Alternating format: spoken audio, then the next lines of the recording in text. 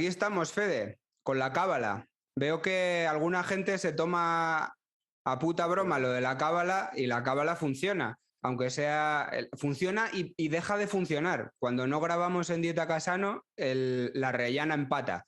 No pasa nada porque vais capolista todavía, pero bueno, esto es un aviso para que no dejemos de grabar, principalmente. No, sí, es un incentivo más para que el equipo siga comandando el campeonato. Que dure, lo tenemos bien amarrado. Y mientras tanto, gente de la Rellana, directivos de la Rellana, o Macron o el que sea que quiera meter dinero en este canal para que la cábala se siga alimentando, pues bueno, está. Somos en Dieta Casano. Vamos a hablar de la Rellana. Empezamos hablando de la Rellana porque vamos a hablar de tu equipo y en cierto modo también vamos a hablar de una época en Italia muy dura, años mitad de los 70 en Italia. Vamos a hablar de eso también y vamos a hablar de asesinatos, de muerte y de música también. Todo en el mismo programa y realmente unido todo en una canción que a mí me gusta mucho de un grupo italiano, de ahí de Reggio Emilia, que son los Oflaga Disco Pax. Son un grupazo de música electrónica que tienen una canción tienen muchas muy buenas, pero la que nos ocupa hoy nos viene genial para contar toda esta época del fútbol italiano, que es una canción, bueno, bastante conocida de ellos, que se llama Piccola Storia Ultras. Y bueno, me fascina esta canción desde que la descubrí porque realmente, aparte de escuchar la música, aprendes. O sea, si te interesa la cultura italiana, el fútbol y aquella época tan convulsa en Italia, se aprende mucho con esta canción. Entonces mi idea es poner la canción.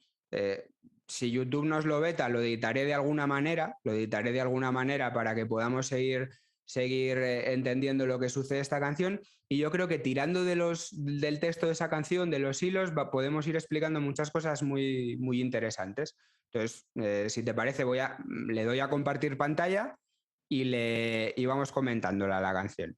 Bueno, vamos a poner la canción porque y voy a ir parándola para ir explicando lo que cantan aquí los Oflaga, porque es muy evocador, ¿eh?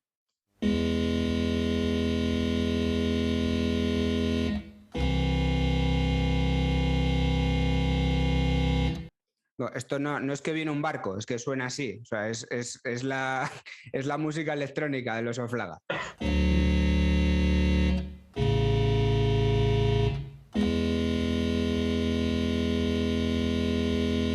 Avevo 9 anni quando per la prima volta andai allo stadio Mirabello a vedere la squadra della mia città. Bueno, aquí ya o sea, se me ocurren pocas cosas más evocadoras que eso, ¿no? Es la manera perfecta de arrancar un texto, ¿no? Tenía 9 años cuando yo iba al estadio Mirabello, que es bueno, pues, vuestro estadio clásico antes del estadio Giglio. Si yo empiezo a escuchar una introducción así y el tipo me dice, tenía 9 años cuando fui al estadio de mi ciudad y a ver, ya te escuché toda la canción, aunque dure 25 minutos, ¿no? Sí, el estadio es intercambiable, te vas a quedar a escucharla, sí o sí. Sí, podés poner cualquier equipo, ¿no? Y eso te... Bueno, cualquier equipo, quizá el Sporting de Gijón, quizá pues no lo podemos poner, no. Pero bueno, el resto de equipos cabrean. O los otros no, los que yo tengo a este y a oeste no. Pero bueno, donde juega Buffon, por ejemplo, ya pasaría. Tenía 9 años y fui a ver a Buffon, ya pasaría. Sí, pasaría la próxima canción. Forward. Pero. Vamos a darle otro poco a la canción porque ahora habla de. Primero nos sitúa en el estadio Mascolini y ahora da una pincelada histórica que mola mucho también. Di calcio sapevo solo che tifavo per quella squadra. Di politica sapevo solo che quando c'era Paietta in televisione dovevo stare zitto, altrimenti volava un coppino o uno scappellotto. Se invece c'erano Fanfani o Almirante volava un coppino se stavo ad ascoltare. Aquí habla, esto es café para los muy cafeteros, habla de la política italiana de la época. Dice que de fútbol solo sabía que tifaba por la Rellana y de política dice que solo sabía 2 cosas. Cuando salía Payet en televisión tenía que estarme callado, si no volaba algún golpe, algún capón. Sí, un copino se dice cuando te dan acá en el copo, ¿no? Claro, una colleja, exacto. Sí. y que si por el contrario hablaban Fanfani o Almirante, y él se los quedaba a exponentes de escucharlo, le caía también. Aquí, o sea, el tema es que Giancarlo Paietta era un parlamentario del Partido Comunista Italiano, además partisano y bueno, una figura muy importante dentro del Partido Comunista Italiano de aquellos años, y los otros dos, Fanfani y Almirante, pues lo contrario, ¿no? Uno de la democracia cristiana y el otro de un partido pues más a la derecha todavía, ¿no? Del MSI, que era un partido neofascista italiano. El movimiento socialista italiano, sí, que en esa época, bueno, se habían aliado. La canción, bueno, después va tomando, o sea, a la que hace referencia al coro de estadio que él va a nombrar, que después vamos a ir viendo, hace referencia a ese movimiento donde, bueno, prácticamente gobernaban la Italia en ese momento, unos años antes, ¿no? La democracia cristiana con el movimiento socialista italiano, que era una unión de centro-derecha, ¿no? Y que, bueno, que hizo un par de cosas que a la gente, ¿no?, le cayeron muy bien, claro, y que son las que desencadenaron después en los hechos que él va a contar más adelante, en los cuales se origina el coro de estadio. Bueno, parece que en casa de Mascolini las cosas estaban bastante claras. In casa le idee erano chiare e si comunicavano senza troppo approfondimento. Una trasmissione dei valori efficace, ancorché vagamente dolorosa. Esto me gusta mucho, como en casa las cosas estaban claras y la transmisión de conceptos era muy eficaz, aunque a veces era dolorosa. Sí, es que era la educación que tenías en esa época, ¿no? O seas de una parte o de la otra. Yo creo que el respeto que había hacia el padre, las cosas eran como decía tu padre, o si no te le dabas un... O si no cobraba, ¿no? O si no cobraban.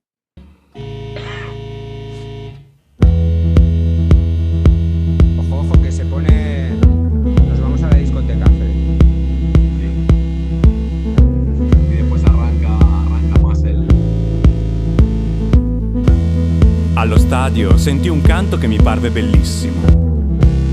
Non ne colsi subito la storia che si portava dietro, ma mi piacque ugualmente. Sono molti anni che questo canto è scomparso dalla curva sud, ma io lo ricordo ancora a memoria. Aquí viene el cántico, voy a dejarlo, pero es que es buenísimo. Sangue nei popolari, sangue nei distinti. Le abbiamo prese ma non siamo vinti. È ora di rifarsi, è ora di sparare. Il sangue dei compagni dobbiamo vendicare. Sangue nei distinti, sangue nel palazzetto. Noi siamo tutti quanti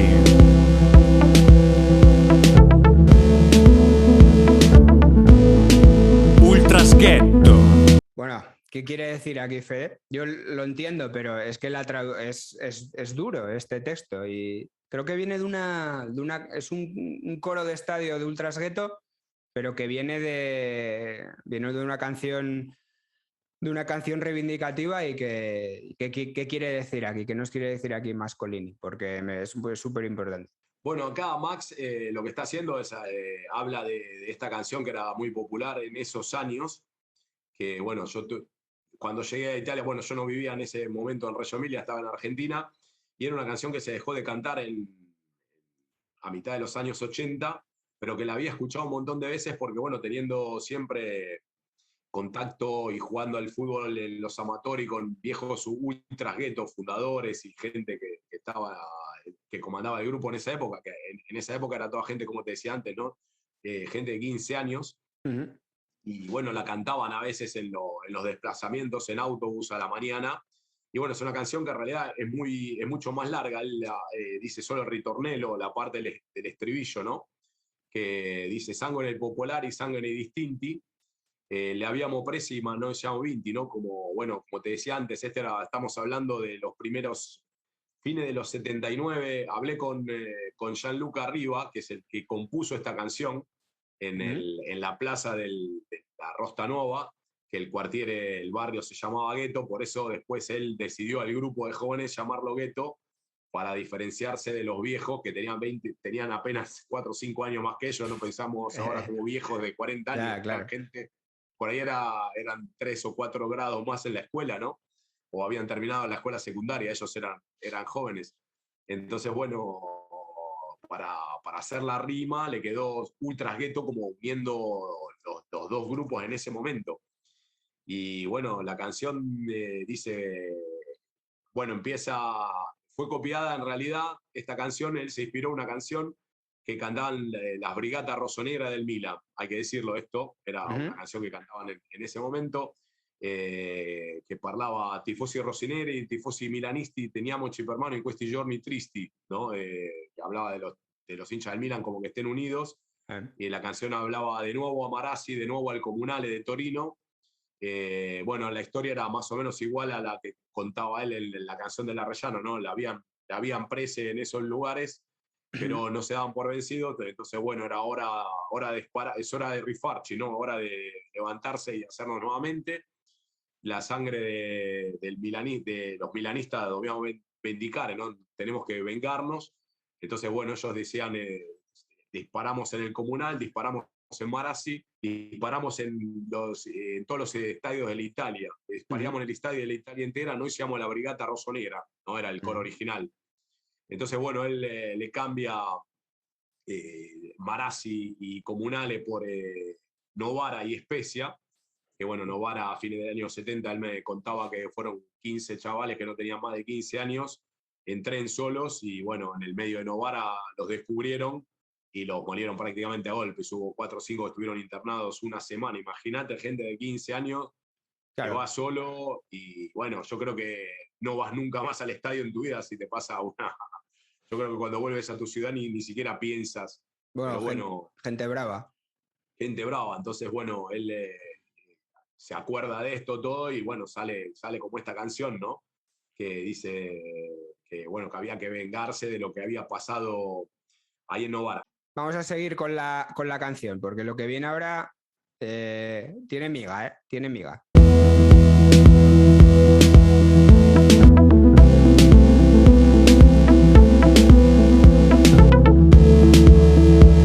Questo coro degli ultras della Reggiana, nella metà degli anni 70, era intonato sull'aria dei morti di Reggio Emilia. E solo crescendo compresi che era figlio di una canzone popolare dedicata dei morti veri. Morti veri non allo stadio, ma in piazza. Aquí la canción da un giro y nos enteramos que ya, o sea, que no era solo un coro de estadio, sino que era una canción que estaba dedicada a la memoria de los muertos de Reggio Emilia.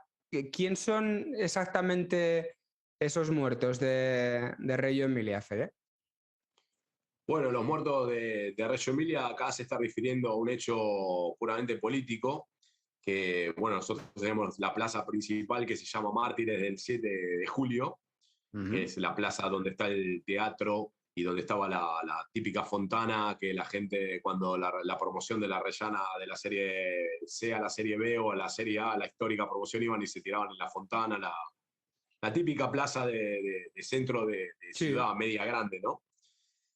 Bueno, los muertos de Reggio Emilia me los anoté porque justo recordarlos a todos, si no, yo me acuerdo siempre 3 y es como todo, ¿no? Ya a una cierta edad, un poco te olvidás, fueron, bueno, Ovidio Franchi, que tenía 19 años, Lauro Farioli, que tenía 22, Marino Serri, de 41 años, Afro Tondelli, de 36, y Emilio Reverberi, de 39 años. Eran todos militantes del Partido Comunista Italiano, que el 7 de julio hubo una huelga con una manifestación política propio en el centro de Reggio Emilia. Esta era una manifestación pacífica que habían organizado los sindicatos en toda Italia, porque unas semanas antes el gobierno Tambroni, que era una coalición, bueno, como dijimos antes, ¿no? Un poco de la democracia cristiana y del movimiento socialista italiano, habían organizado en Génova una cumbre del gobierno. Y entonces, bueno, imagínate en ese polvorín, ¿no? Que Génova, que fue una ciudad siempre antifascista. Bueno, claro, Génova, que es una ciudad, la ciudad partisana o una de las ciudades por excelencia, ¿no? Por excelencia, venir a a ver que te organizan una manifestación de un gobierno de centro derecha o un convenio o un congreso donde se van a juntar los máximos exponentes, fue una cosa que, bueno, y más en esos años, empezó a generar un cierto rechazo en la población, ¿no? Entonces empezaron a producir levantamientos o problemas en la plaza. Unos días antes en Roma también había habido incidentes el día 6 de julio y en Sicilia, en la parte de Licata. Entonces, bueno, ¿qué hacen? Los sindicatos llaman a una manifestación pacífica en el centro y a hacer una huelga a la tarde, ¿no? Entonces, bueno, se habla que había casi 20.000 personas en la Plaza de Reggio, una tranquilidad absoluta, no había pasado absolutamente nada. Cuando, bueno, a eso de las 5 menos cuarto de la tarde, más o menos sería el horario, de la otra parte de la plaza, donde está el otro teatro, bueno, llega la policía y empieza inexplicablemente a disparar contra la gente. Fue prácticamente una carnicería humana, porque estamos hablando de 182 disparos de ametralladora, 14 de morteros Tremendo. y 39 de pistola, en un lugar donde es una plaza, bueno, como te decía, no estamos hablando de una plaza de media dimensión, no es una cosa grande. Y bueno, inclusive se ha hablado de como se dice acá, un acanimento de la policía, porque dice que, bueno, que había gente que había sido alcanzada por algún proyectil y que estaba herida y que la policía los ha literalmente rematado. Bueno, después hubo un montón de heridos también por arma de fuego y todo. Y esto, bueno, fue un hecho bastante, bastante doloroso, no solo de Reggio Emilia, ¿no? De toda la política, de toda la política italiana, que, bueno, después desencadenó en otras manifestaciones que menos de unos meses terminaron con el gobierno de Tambroni, que ni siquiera había podido iniciarlo. Es verdad que el gobierno de Tambroni en aquellos años, como estaba la cosa muy caliente y ellos lo calentaron más, por ejemplo, con estos temas de llevar el congreso suyo a Génova, ellos o el propio Tambroni había ordenado, o había dado la orden a la policía de que abriesen fuego si era necesario. Y bueno, la verdad que Sí, eso fue al lo que hizo menos discutir. en Reggio abrieron fuego incluso cuando no era necesario, ¿no? A tenor de los testimonios de muchas personas que estaban allí. Porque no pasaba absolutamente nada. Bueno, el día anterior en Licate, Roma, había habido cualquier exceso de parte, a lo mejor, de los manifestantes con la policía, pero bueno, hay que entender también el clima social. Y en ese momento no había pasado más de los sólidos, como se llaman acá, ¿no? Scontri in piazza, sin graves problemas. Entonces nada hacía prever que en Reggio Emilia podía producirse una masacre de Tremendo. estilo. Inclusive se arman, creo que 20.000 personas, que a la época, bueno, Reggio Emilia a la época no sé si llegaba a tener 80.000 habitantes, quiere decir que un cuarto de la población en ese momento Estaban estaba allí. toda en la plaza. Entonces había gente, bueno, como te decía, como Ovidio Franchi, que es, bueno, no porque era el hermano del padre de un amigo mío. Entonces me contaron bien también la historia. Era una persona que tenía 19 años, había terminado la escuela y estaba empezando a trabajar como operario en una fábrica. Y bueno, imagínate que se fue tranquilamente a una manifestación como diciendo, bueno, vamos a por esto. Tremendo. Y bueno, Vaya años. terminó no volviendo. Y bueno, mucha gente que estaba también con la familia, ¿no? Porque era una cuestión un poco familiar, no es que iban a hacer. Aparte, bueno, no veo el motivo por el cual la policía, el cuestor en ese momento dio el orden de entrar y reprimir así como a mansalva todo. Y bueno, por esto, bueno, después hubo un proceso que obviamente cómo podía terminar, ¿no? Como hacemos finta, como se dice acá, hacemos de cuenta que investigamos para tratar de haber un culpable. Bueno, el culpable fue el questore de Reggio Emilia en ese momento, que se llamaba Giulio Confini Pánico, ya también un apellido un poco, ya metía un poco de pánico. Sí, y, mal apellido para estos temas. ¿Sí? Mal apellido para estos temas. Y había otro también, identificaron a un policía que se llamaba Celani de apellido, Giulio, si no me equivoco, Orlando, no me acuerdo bien el nombre, que fue identificado por las fotos, porque era uno que estaba prácticamente, no se sabe si es el autor material de la muerte de uno de los 5 muchachos, pero bueno, lo habían visto cerca de él y en todas las fotos que se habían sacado en ese momento que tenía la gente de la plaza, era el que estaba con la rodilla a tierra, digamos, y apuntando no al aire para tratar de disuadir una manifestación que no tenía nada de riesgo, sino como que entró tirando y apoyó la rodilla en tierra como para ejecutar a las personas. ¿Y qué Y bueno, qué ocurrió con todos ellos? Que me lo puedo imaginar. bueno, lo que pasa generalmente cuando el Estado y el aparato represivo está en manos de cierta gente, ¿no? No se ha podido demostrar que la policía haya actuado de mala fe. Entonces, si tú no puedes demostrar que la policía entra de mala fe en un lugar donde hay 20.000 personas que no está sucediendo nada, disparan 184 veces con ametralladora, tiran 14 tiros de mortero como si fuera, no sé, la guerra. Espera, voy a avanzar un poco la canción para que termine, porque luego al final da un giro que habla de fútbol y quiero comentar eso, pero antes vamos a dejar que termine esta parte, que esta parte viene a, bueno, habla exactamente de lo que acabamos de hablar tú y yo. Morti veri non allo stadio ma in piazza, per mano della polizia fascista del governo Tambroni, il 7 luglio del 1960.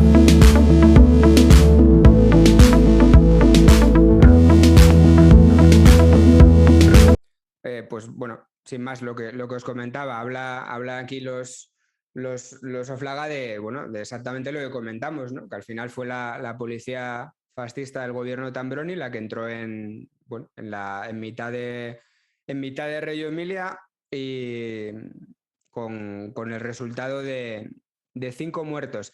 Es tremenda la historia, la verdad que sobrecoge escuchar este tipo de cosas. Hablan de un mundo que realmente no hace tanto que sucedió y las cosas eran muy diferentes, pero luego la canción da un giro, ¿no? Los Oflaga o Max se ve 10 años después de haber escuchado por primera vez esta canción y dice que ya había cambiado todo, ¿no? En la sociedad y en el fútbol también. Y mira, vamos a escucharlo porque contiene, hay una cosa graciosa que además involucra a nuestros queridos amigos del Parma. Espera, vamos a compartir. 10 anni dopo averlo sentito per la prima volta, era già cambiato tutto. L'epitaffio di uscita da quel periodo storico gli ultras se lo scrissero a vernice su Viale Montegrappa, inneggiando al bombardamento americano sulla Libia per far fuori Gheddafi. Lo stesso Gheddafi che poi divenne azionista della Juventus. Bueno, habla de una inscripción cuando el bombardeo de los Estados Unidos a Gaddafi y puntualizan con muy buen tino el mismo Gaddafi que después fue accionista de la Juventus y el mismo Gaddafi que el hijo acabó jugando en el Perugia casi por error, ¿no? Ellos dicen por error, bueno, no es por error, es porque el padre ponía el dinero, ¿no? Y esa es una de las historias más rocambolescas del fútbol italiano y con los Oflaga hay una historia muy buena relacionando a Gaddafi y el Parma, ¿verdad? Sí, prácticamente, bueno, hace un poco mención en esta canción, pero en otra canción que creo que es del 2005, que era el primer single, no creo que fue el primer single de la banda, el segundo fue la que tuvo más suceso porque tenía también un lindo videoclip, que la canción se llama Robespierre. El texto de la canción dice: la escrita del ultra de la Rellana en el muro del Vilabello, después del bombardeo americano en Libia, que los ultras habían escrito en la pared del estadio: gracias Reagan, bombarda Chiparma, ¿no? Como diciendo, bueno, gracias, bombardeaste esto, ahora bombardea Parma, elimina Parma del plano, ¿no? Ya que te pones, bueno, ya que estás con los bombardeos, pásate aquí. Si te sobraron 2 bombas, nosotros te decimos dónde la puedes tirar, ¿no? Como diciendo. Y bueno, era una cosa, como se dice acá, ¿no? Goliárdica, ¿no? Goliardía, que él la cantó y bueno, le generó un problemita de la otra parte de la ciudad de Lenza con los ultras del Parma, a la época que se la tomaron un poquito mal y bueno, los amenazaron que no podían tocar en un círculo siempre. Digamos que los Oflagans tocaban siempre en esa época cuando empezaban en los círculos de la juventud los círculos archi, ¿no? del Partido Comunista, del viejo Partido Comunista. Entonces no había al interno de los compañeros del partido esta rivalidad, ¿no? Entre Reggio y Payet. Era gente que se conocía, pero ponerle la parte del fútbol o del calcio la dejaba un poco aparte, no eran muy calchófilos. Entonces, bueno, parece ser que ellos no la vieron bien porque inclusive había salido una nota en el diario, me acuerdo, con amenazas, ¿no? Bueno, imagínate después en los periodistas cómo agrandan toda la situación. Y bueno, le habían mandado una carta a los diarios como diciendo que ellos iban a impedir el desarrollo del concierto porque no podía ser que un grupo de Reggio Emilia venga a hablar mal del Parma, que querían tener notoriedad y no sé qué historia. Y bueno, al final el concierto, ¿no? Se suspendió ese fin de semana, se llevó a cabo más adelante, pero... Un poco exagerados, ¿eh? Al final escribes un chiste y te tratan ya como Salman Rushdie. Es una, Sí, era una cosa tremenda. Vamos a ver cómo acaba la canción. Lo stesso Gheddafi cui figlio giocava per scherzo nel Perugia. Lo stesso Gheddafi, socio dell'ENI. Lo stesso Gheddafi che infine abbiamo ripreso a bombardare. Così. Per sport.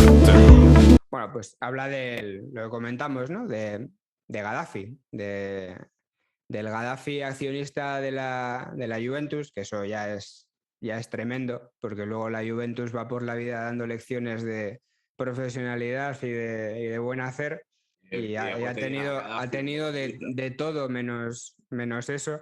Y luego el famoso hijo de Gaddafi, que hablé de él, por cierto, en un vídeo que le dediqué al mítico presidente del Perugia, a Luciano Gaucci. Sí.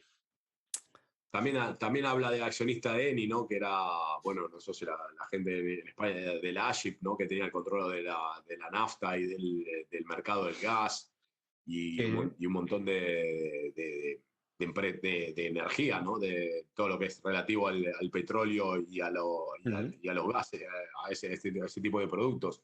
Entonces hablaba como de un poco de las contradicciones también que hay en Italia, ¿no? Que por un lado Gaddafi era el enemigo de bombardear y estaban todos de acuerdo en bombardear a Gaddafi y del otro lado estaban firmando los contratos vendiéndole la energía o aceptando la plata de Gaddafi para financiar la Juventus o el fútbol. Exacto. De otra parte. Exacto. Son esas incongruencias que se encuentran muy seguido también en Italia en ciertos sectores de la sociedad italiana, ¿no? Sí, y en este caso, vamos, sin cortarse ni un pelo, ¿no? Porque tampoco es que, o sea, cuando tú eres accionista de la Juventus, lo haces para que se sepa, ¿no? Todo el mundo va a saber que eres accionista de la Juventus. Es un poco para darte también cierta publicidad. Y no te digo ya si si permites le permites a tu hijo el capricho de jugar en un equipo de la Serie A.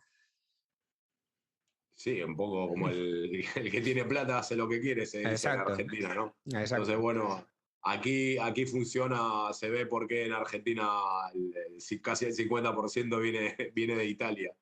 O somos hijos o tenemos descendencia italiana. Aprendimos también esas cosas. Aprendiste rápido. Esas son las cosas que a insultar, como dicen siempre, ¿no? Cuando vas a otro país, lo primero que aprendes es a insultar en la lengua del otro país o, como se dicen acá, las escorchatoias, ¿no? Las cosas para tener las cosas fáciles. Así que bueno. Bueno, Fede, pues hasta aquí el repaso por esta canción que me parece brutal. Y es lo que tú dices, los Oflaga, encima de la base musical de música electrónica, cuentan un montón de historias que para la gente que le interese mucho o le interese sobre todo la política italiana y la sociedad de aquella época, años 70 en adelante, pues son muy interesantes. Bueno, hoy nos vamos a despedir con pegatinas, si te parece bien. Creo que tienes por ahí unas muy buenas. Sí, tengo algunas dedicadas al otro equipo que juega en la ciudad. Son muy buenas. Por ejemplo, esta no necesita... no necesita traducción. No necesita traducción. No. Esta creo que tampoco. Esta tampoco. Una reivindicación justa. Esta tampoco. Esta tampoco. Bueno, veo que la hacéis clarito. Esta para mí es la mejor, la penúltima, scherzi de la natura, como un error o una broma de la naturaleza. Está bien, para ir aprendiendo italiano también. Aprendiendo un modo de decir, ¿no? Cuando una persona tiene... En realidad es bastante duro porque se le dice a las personas que tienen algún tipo de deformidad o que son verdaderamente feas. Se dice, bueno, este es, no sé, tipo el jorobado de Notre Dame, ¿no? Por decir a alguien, este es un scherzo, una broma que hizo la naturaleza a alguien. Y para mí la mejor de todas es esta, que yo cada tanto la condivido en mi Facebook. Esta merece una explicación. En mi Twitter, y que mucha gente, bueno, algunos no lo entienden, pero bueno, vendedores de coco, porque creo que cuando tú vas a la playa, que vas para descansar, ¿no? Que querés estar tranquilo, creo que no hay nada peor que el vendedor de coco, ¿no? Que viene, dale, compra el coco velo, dicen aquí en Italia, ¿no? Entonces uno está en la playa y está el vendedor de coco que te rompe para que compres el pedazo de coco. Y bueno, eso es lo que pasa aquí en esta ciudad, que hay vendedores de coco. Ahí estamos, todo el día. Bueno, hay que ir al Sassuolo, venir al fútbol, luego nadie va. Bueno, pues hasta aquí la dieta de hoy. Seguiremos hablando aquí de calcio a nuestra manera, con esta conexión argentina-asturiana, Reggio-Madrid. Y nada, despedirme con lo de siempre, con un forza, saluti, bacioni, arrivederci, un forte in bocca al lupo y a presto, Pino.